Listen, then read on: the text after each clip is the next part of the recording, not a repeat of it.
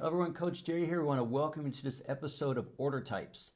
In this two-part series here, in part one, we're going to talk about order types you can use when buying and selling a stock. Our goal with every order is to have a plan, which means you have an entry, an exit, and a stop loss. Each one of these steps involve an order type to buy and sell a stock. So what are the various types of order types and how are they used? In this two-part series, first, let's talk about the basic order type, which is a market buy or a market sell.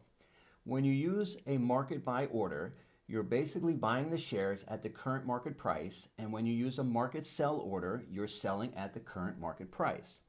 The most common use of market orders is you want to own the stock at a certain time versus a certain price.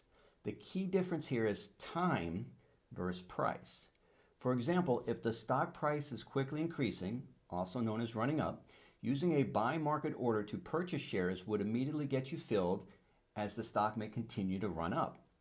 In contrast, if a stock price is quickly decreasing, also known as selling off, using a sell market order to sell those shares would immediately get you filled as the stock may continue to sell off.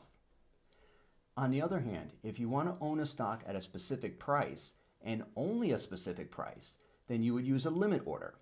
So let's take two examples of this so you can see the key difference between limit orders made above and below the current market price so you fully understand how these limit orders work.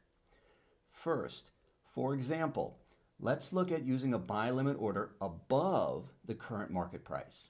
So if through your analysis you determine you want to buy a stock and you're willing to pay $100 per share, if the stock is currently selling at $99.90, your limit order of $100 will immediately be filled at $99.90 because the order criteria on a buy limit order is $100 per share or better, in this case cheaper, which is a good thing.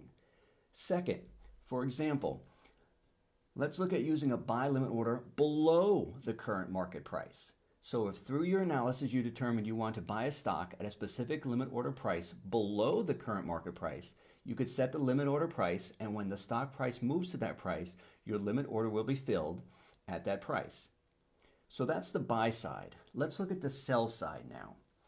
On the sell side, let's look at using a sell limit order below the current stock's price. If the stock is selling at $99.90 and you put a sell limit order in of $99.80, which is below the current market price, your sell limit order of $99.80 will immediately be filled at $99.90 because the order criteria on a sell limit order is $99.80 or better. In this case, more than the price you are willing to accept for your shares, which is a good thing since the price is falling and you are selling them. Let's look at using a sell limit order above the stock's current market price.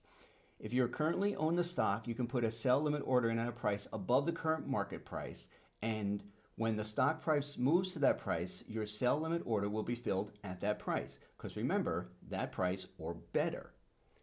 Deciding to use a market order or a limit order is a critical piece in understanding how your order will be filled. Well, that concludes this episode of discussing the order types. We hope you join us in the next episode. We'll be discussing additional tools you can use as guides to your analysis to confirm direction to then strategize your trade of a buy or sell. Thanks for joining us, and as always, let's try every day to do something great. Take care, everyone.